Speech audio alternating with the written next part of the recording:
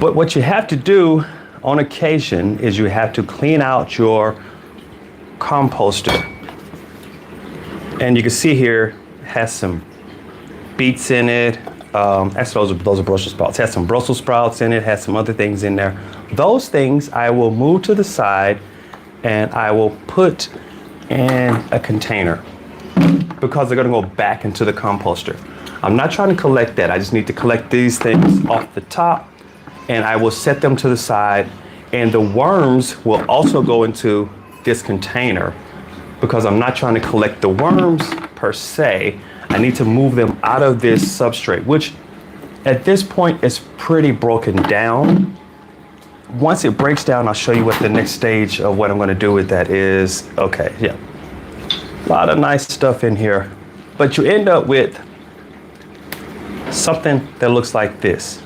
Now, what I started out with in here was a bit of coffee grounds and straw, and then I added vegetable, different cuttings, and this gets broken down really well.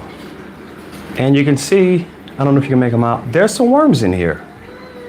And there are more worms in the second tray, but there are worms in this tray.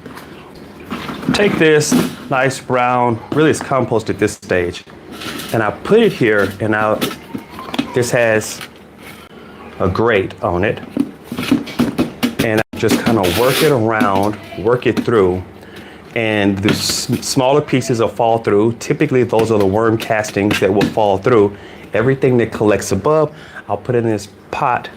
Like here, this worm, there's a nice worm. I'll put it in this other bucket container, and they will get recycled through. All I'm collecting out of here right now are the worm castings.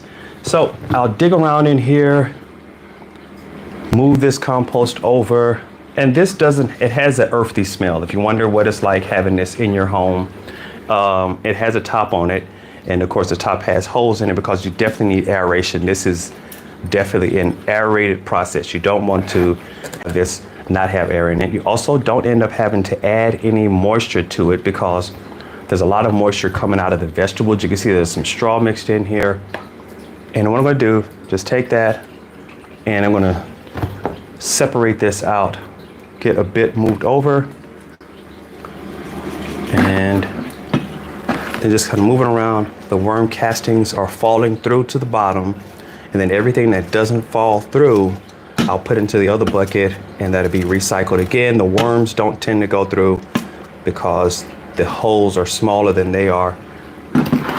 And I've been doing this for a little while now. I've had a worm composter back in the States.